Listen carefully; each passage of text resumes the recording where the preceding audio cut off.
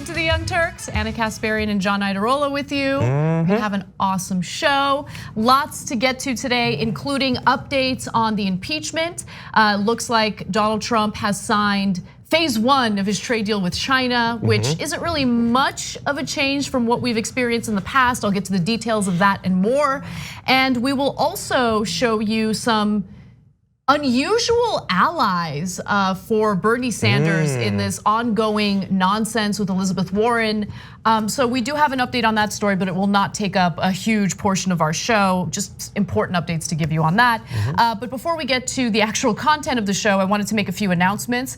First off, Monday is Martin Luther King Jr. Day, and we will not have a live stream of the show, but there will be pre-recorded content that you can check out on YouTube. And if you're a member, you can also go back into our archives and watch anything that you might have missed in the past. So become a member, go to tyt.com/join, and you can watch the show whenever you want, commercial free.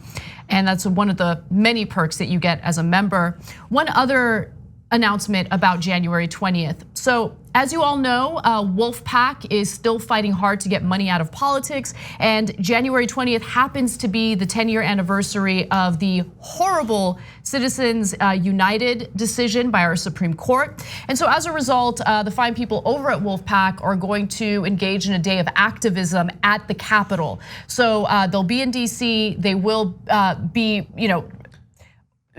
working with the legendary Lawrence Lessig to fight back against this corruption. If you want to learn more about this and if you'd like to attend, just go to unitedagainstcorruption.us. That's where you will get all the details necessary for this event. If you can, please take part in this. It's really important that we get the corruption out, we get the money out of politics, and we fight together. All right, so with that said, one other announcement. I will be on Cuomo tonight. Not entirely sure what the topic will be yet.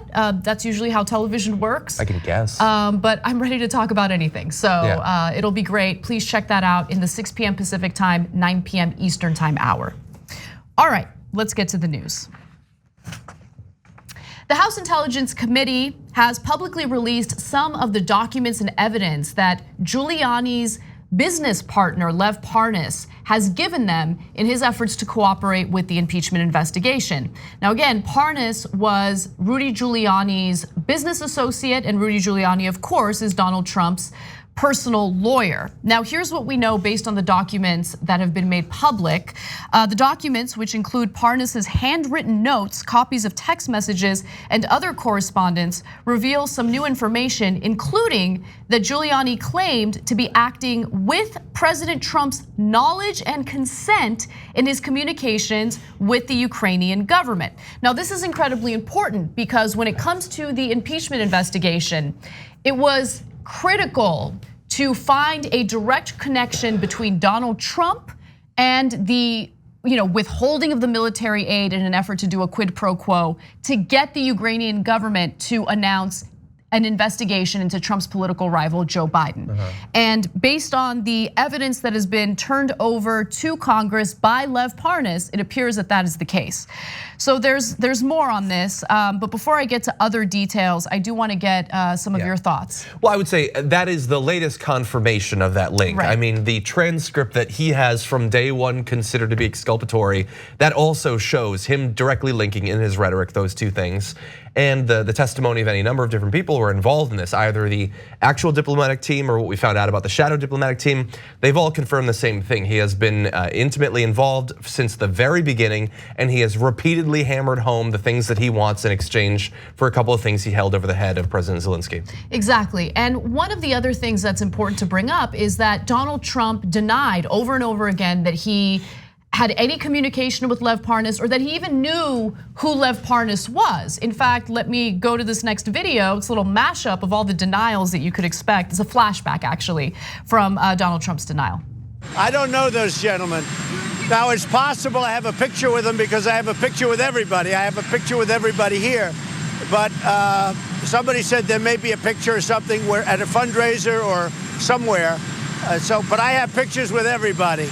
I don't know if there's anybody I don't have pictures with. I don't know them.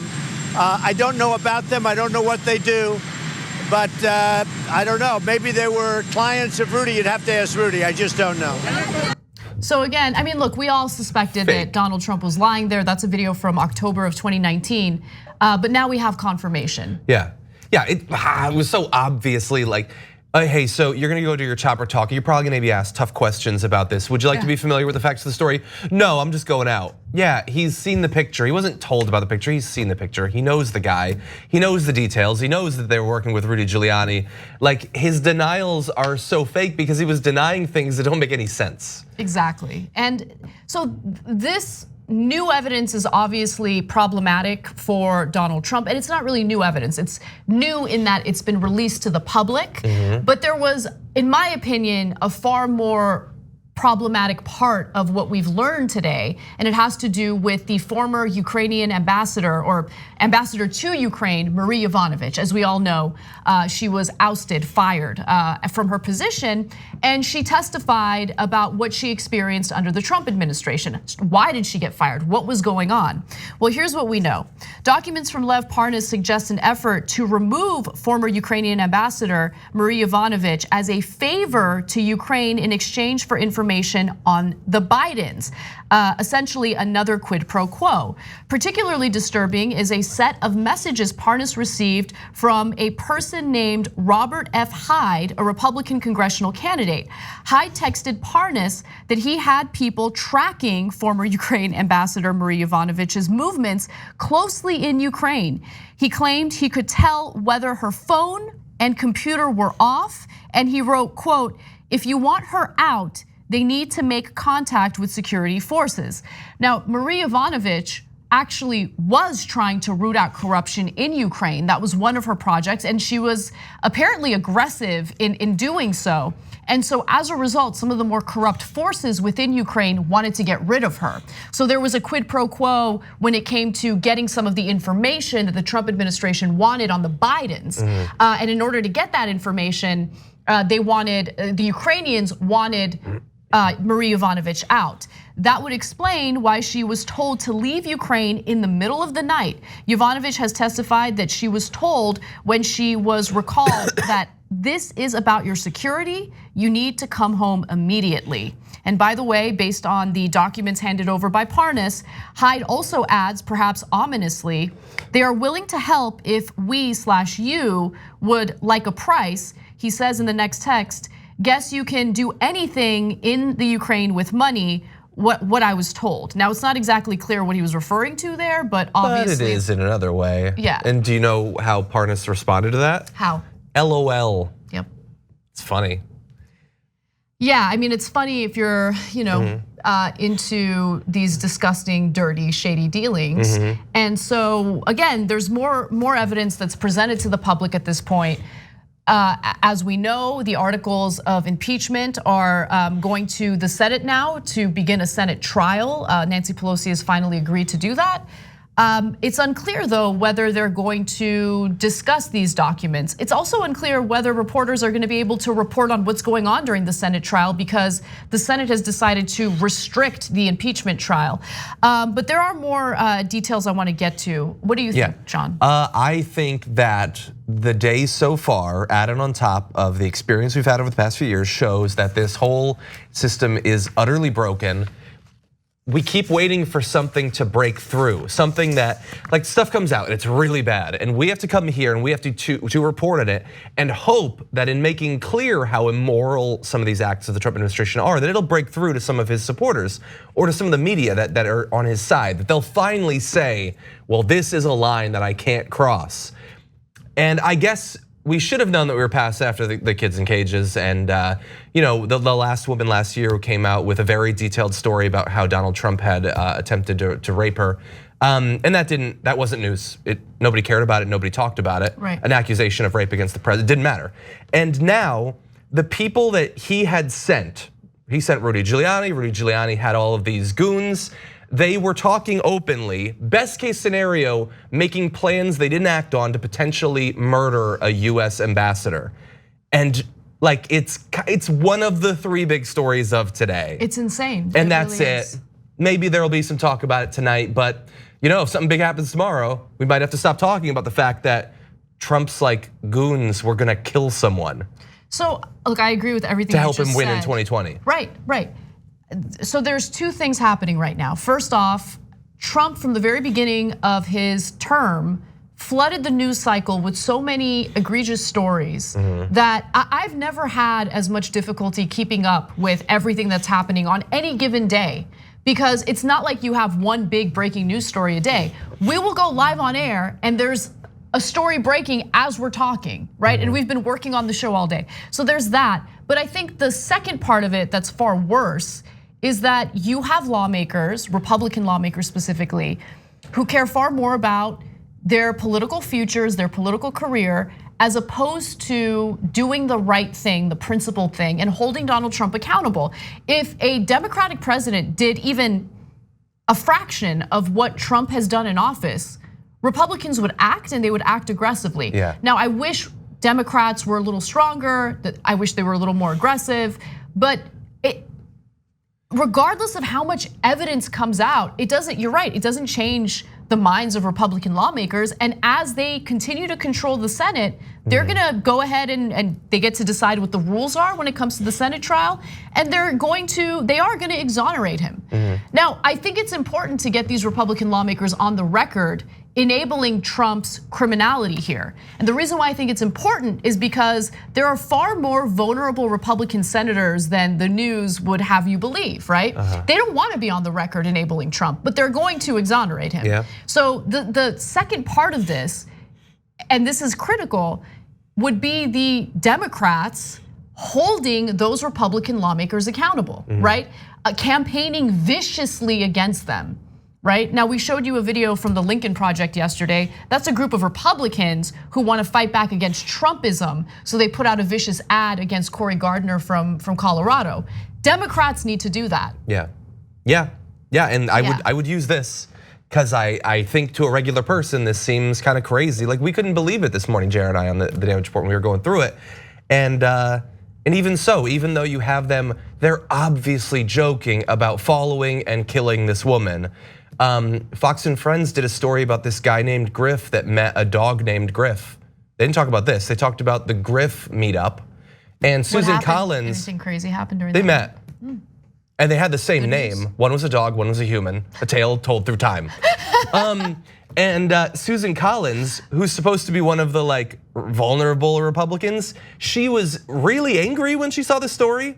Angry that it hadn't been revealed like a week earlier. She wasn't angry about a potential assassin being in Trump's like outer circle. She was mad that like, why didn't Pelosi release this information earlier? Collins is trying to take credit for pressuring Mitch McConnell to hold a vote on witnesses. Now, she is one of those vulnerable Republicans. And I think that this is a layup for Democrats if they play the game right. But that's a huge if, as we know, right? So let's go to other aspects of what we learned today through these released documents. So clearer evidence, according to the Washington Post, though, comes in text messages in Russian between then Ukrainian prosecutor General Yuri Lutsenko and Parnas. In them, Lutsenko repeatedly alludes to an exchange involving Yovanovitch's ouster and the Bidens. Lutsenko tells Parnas, quote, "It's just that if you don't make a decision about Madam, meaning Yovanovitch, and you are calling into question all my declarations, including about B, that either means Biden or Burisma. B, Madam rather clearly a reference to Yovanovitch, and B is apparently a reference to Hunter Biden or Burisma Holdings, the company that employed Hunter Biden based on later texts. Lutsenko says there is testimony about transfers to B and then adds, quote, and here you can't get rid of one fool, Parnas responds. She's not a simple fool, trust me. And then she's not getting away, right? After Parnas tells horrible dialogue. I know, it's also translated from Russian. So. That's true. Maybe it's more deliberately ominous in the original Russian. We get the idea though. We do get the idea. After Parnas tells Lutsenko, soon everything will turn around and we'll be on the right course, Lutsenko responds by saying he had copies of payments Burisma made to the investment firm co-founded by Hunter Biden. So look, I know that the media is super partisan, and we don't hide the fact that we're progressive here. But I believe in justice and I believe in fairness. I think that that's relevant information when it comes to Hunter Biden. Like, what does that mean? Burisma transferred money over to an investment firm co-founded by Hunter Biden. Right, so like when Republicans say, I imagine, I mean, look, it could mean something, but I imagine that investment firms often have money transferred to them. Isn't that what an investment firm does? Receive money and then invest it? Right, but understand the context in which this information is being shared. That there's possibly incriminating evidence here that could help Donald Trump out, right? So that's what they're negotiating about. Like, hey, you get rid of, let's get rid of Yovanovitch. If we get rid of Yovanovitch, we have some stuff that we can give you when it comes to Biden. That's the sense I have a slightly different take on it, but I get what you're saying. Well, okay, so tell me about it, because I'm curious. I have never thought that they thought there was anything there or gave a damn if there was anything there. I think that they wanted to have the Ukrainian president go on CNN and announce that they were looking into Biden, and the way that our media operates, the way that the elections operate, there would never have to be anything that comes of it. The damage would be done. The same as with those investigations into Hillary Clinton. Every time one of those over the past 2 years has finalized and there hasn't been anything, who cared? And who should care? The damage was already done from the announcement back before the election happened. No, look, I'm not trying to justify anything that's happening on the right, but I do think that it would be, I just don't want to be dishonest and pretend like I don't see anything that could possibly be shady when it comes to the Bidens. And so there's this huge debate happening right now about whether or not the Bidens should be forced to testify in the Senate trial. Look, I'm on the camp of, I don't care. I want witnesses, I want people to testify, and if that means that the Bidens have to do it, and I know they don't want to do it, and I know that Democrats are going to protect them as much as they can. I think that the attempt to have the Bidens testify is just a way to get the same thing they wanted by having the Ukrainians announce an investigation. They want to cast a pall over him. I don't like Biden. I don't want Biden to be the nominee. I don't want him to be the president. But I also know what they're trying to do. And the Republicans are trying to give an assist. In doing a trial for the crimes he's committed, they're going to try to give him the payoff that the whole thing is about. Yeah, I know, but the incriminating evidence against Trump is like far more voluminous, it's outrageous. And as we know what's gonna happen in the Senate. But again, the second part of this is critical, and that's, again, Democrats holding these lawmakers accountable. In those later texts, the announcement of investigations is repeatedly tied to a White House meeting for Zelensky. In these, the ouster of Yovanovitch is repeatedly tied to potentially damaging information about the Bidens.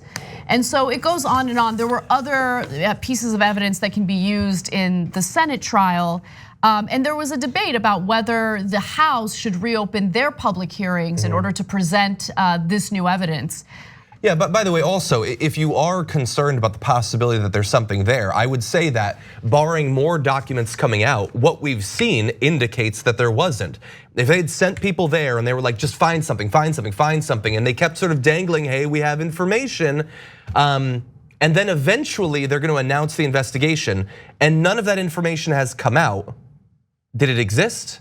If they had something, why haven't we seen it? It seems like Zelensky was implying he had something, they couldn't come through, but they worked out a deal where he was going to announce investigations, content free, and he'd get what he wanted that way. Okay, fair. I mean, unless something comes out, I don't understand what the response to that is. If Trump had something, if Giuliani had something, why over the last 3 months wouldn't they have revealed something? At least as a distraction for Donald Trump from the pressure that's been put on him. Yeah, that's a good point. That's a good point, and I don't know. Yeah. All I do know is if you're the vice president, you probably shouldn't allow your son to work at a foreign, gas company board. It doesn't look good. Yeah, I don't think they should be involved in any of this stuff. Right. High up in business or in politics. Well, please send us tweets using the hashtag TYT Live. We're gonna take a quick break. When we come back, we'll read some of those comments and we'll continue on with some more news, including additional updates on the Senate impeachment trial.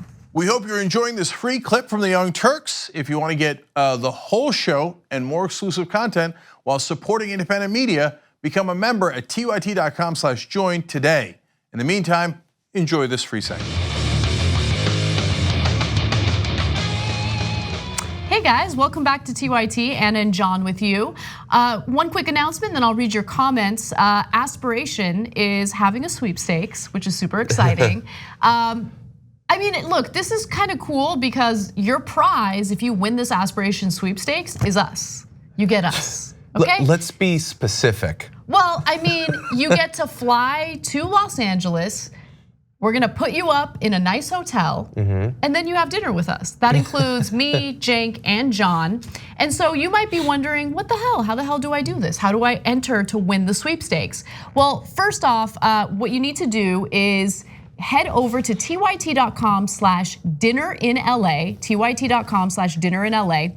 And then at that point, you'll register to win. You have to sign up for a free Aspiration spend and save account, okay? This is an account that I actually have, it's wonderful.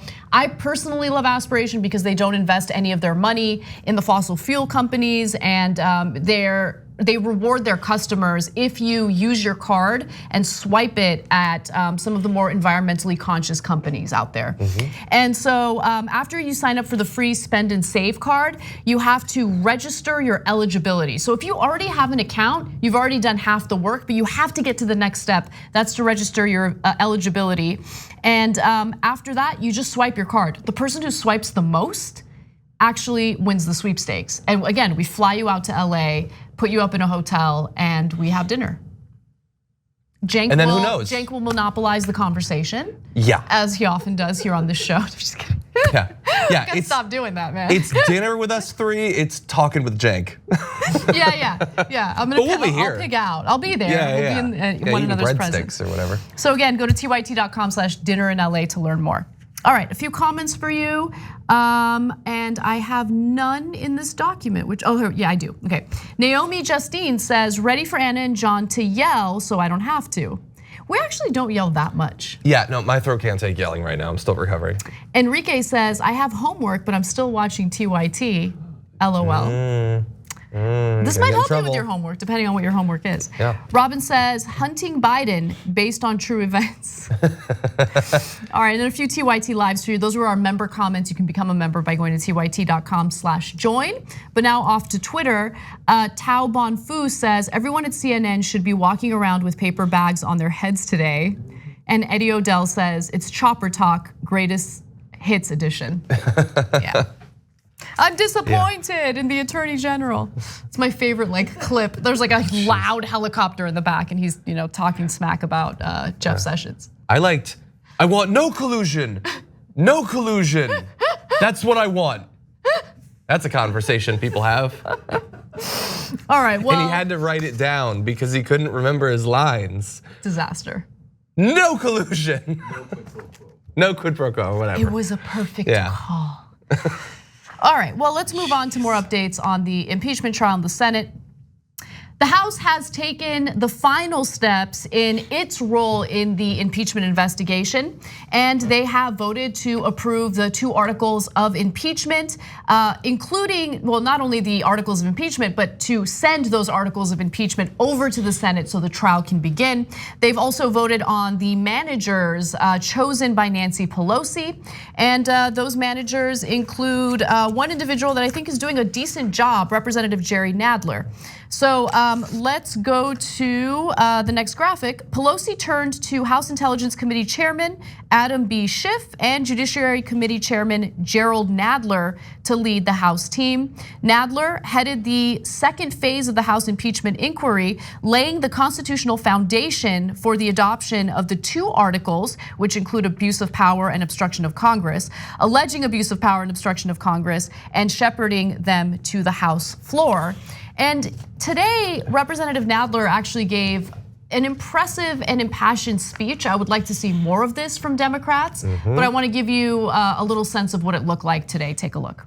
This trial is necessary because President Trump gravely abused the power of his office when he strong-armed a foreign government to announce investigations into his domestic political rival. He betrayed our country when he used the powers of his office, including withholding vital US military assistance, to pressure that government to help him win re-election. He invited foreign interference into our elections. Again, he jeopardized our national security. He did all this for his personal political gain.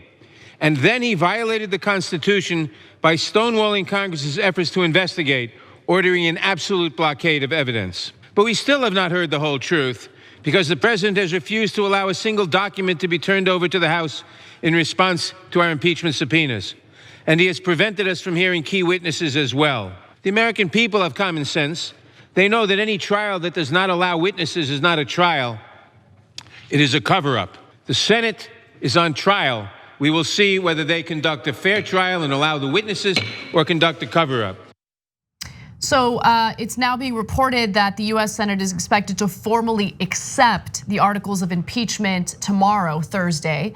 Also, Nadler cited an overwhelming case for Trump's removal, but also said it was incumbent upon the Senate to call additional witnesses, deeming it a test of the Constitution. In the next clip, Mitch McConnell discusses witnesses a little bit. Let's take a look. Some in your conference have suggested that if Democrats are calling witnesses like John Bolton, they may also want to call witnesses such as Hunter Biden. Would you support calling Hunter Biden? Well, I think we'll be dealing with the witness issue at the appropriate time into the trial. And I think it's certainly appropriate to point out that both sides would want to call witnesses that they wanted to hear from. So when you get to that issue, I can't imagine that only the witnesses that our Democratic colleagues would want to call would be called. Look, let's understand one thing here. The Senate is dominated by Republicans. Mitch McConnell is the Senate majority leader. They get to decide the rules, unfortunately. Now, there's been some pressure by vulnerable Republican senators to vote on witnesses, and Senator Collins happens to be one of those vulnerable senators. But at the end of the day, they get to, they get to decide what the rules are. Do I think that the Bidens are actually going to testify? No. But do I think that everyone that should testify is going to end up testifying, on behalf of the Democrats? No, of course not. I mean, we'll see how this plays out. But he gets to make the rules. That's why these congressional races are so important. Yep. And we need to really hone in on those vulnerable senators, Republican senators, and get them voted out. Including Mitch McConnell. God, that would be great. Yeah, there should obviously be witnesses, as there have been in every other time that we've gone through this as a country. And in particular here, if the issue is that the president and the White House are obstructing justice, if they're withholding witnesses, if they're withholding documents, if they are making it impossible for the co-equal branch of government that is our legislature to do their job, then when we kick it up to the Senate, which is the senior body, more distinction and all of that, it's even more on them to get to the truth and to put more pressure on the White House. Now, obviously with the partisan nature of our country, that's not gonna happen, but that's even more of a shame because the people have a right to know what actually happened. And you would think that there would be a handful, just a small number of Republicans who would have enough respect for themselves and their position, the body that they serve in, to want to know what actually happened, right. But they don't. They don't. And there's something about that job, right? These positions of power that attracts people who they're seduced by that power, and that's really the only reason why they want the job. It's not really about representing the best interests of the American people or protecting our Constitution or holding the executive branch accountable for criminality. But what's interesting is a lot of these Republican lawmakers in Congress don't want to go against Donald Trump because they know that if they do, their constituents will retaliate. And so they're just worried about their political careers. That's why they don't cross Donald Trump. But what I fail to understand is why among the vulnerable Republican senators do we fail to see a single person who's willing to do the right thing? Right? Among the senators, yeah, we don't. I guess there was just Amash on the other side.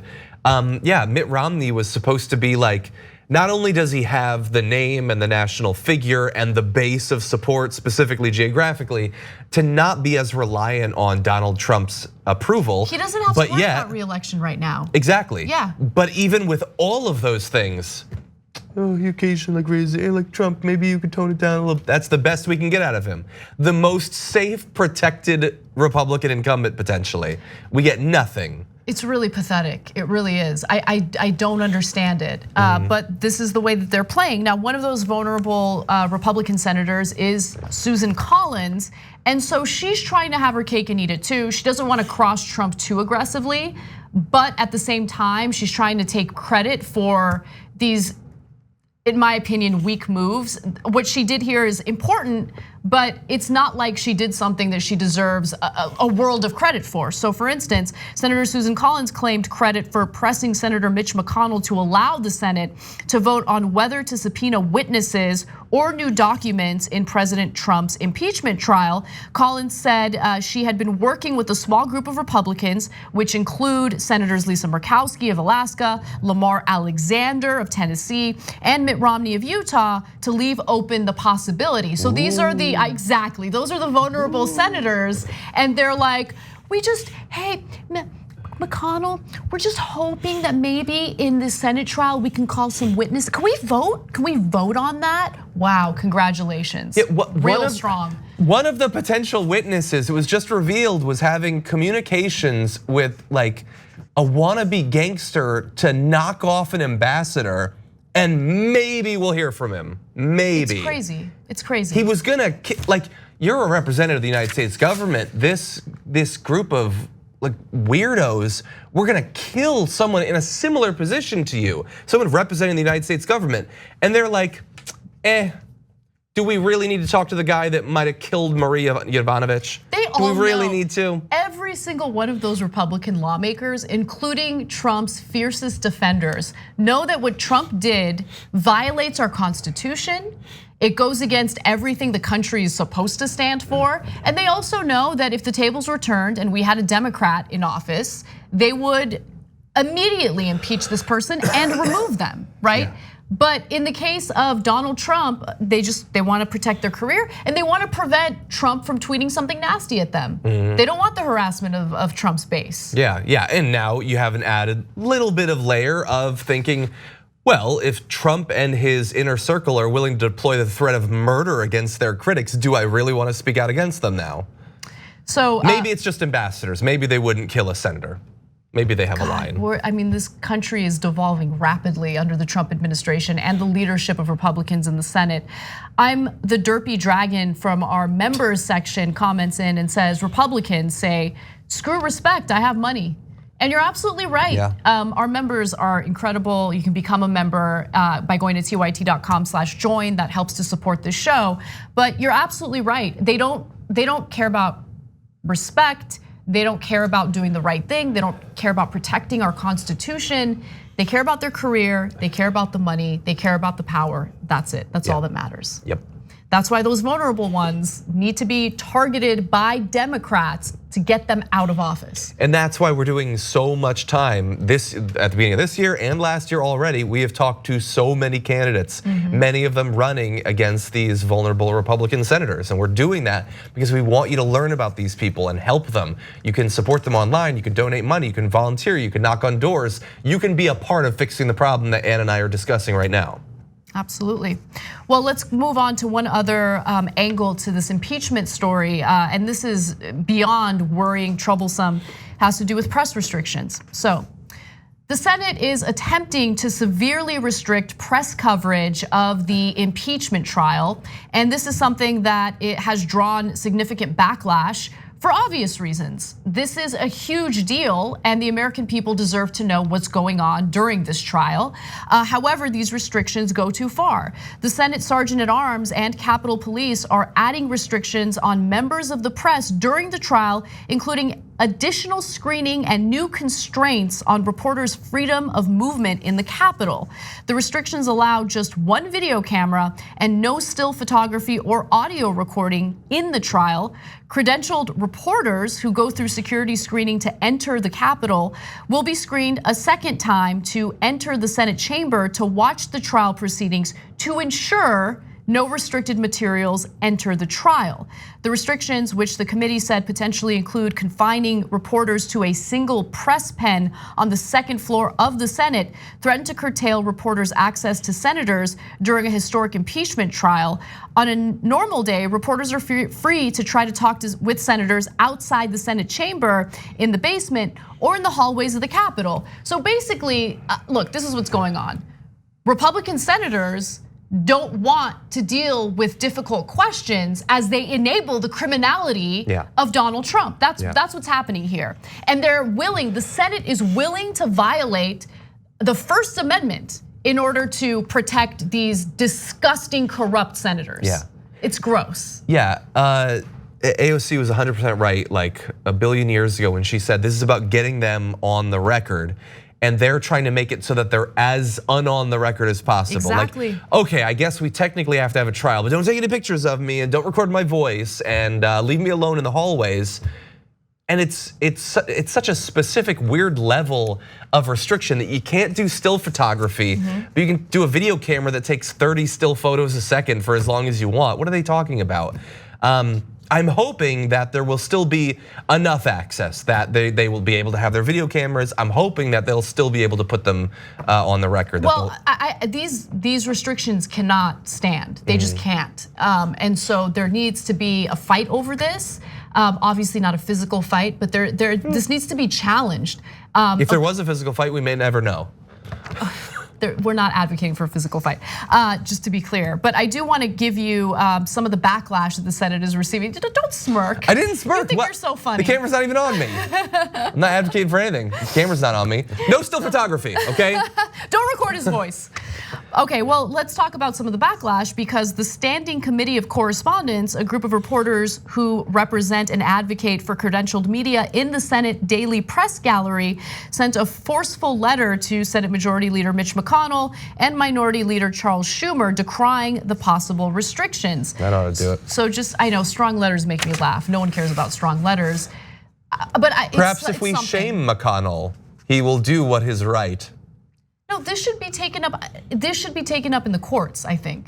This is crazy. This is a violation of reporters' First Amendment rights. We're supposed to have freedom of the press, especially when it comes to situations like this, where Congress is supposed to be holding the executive branch accountable.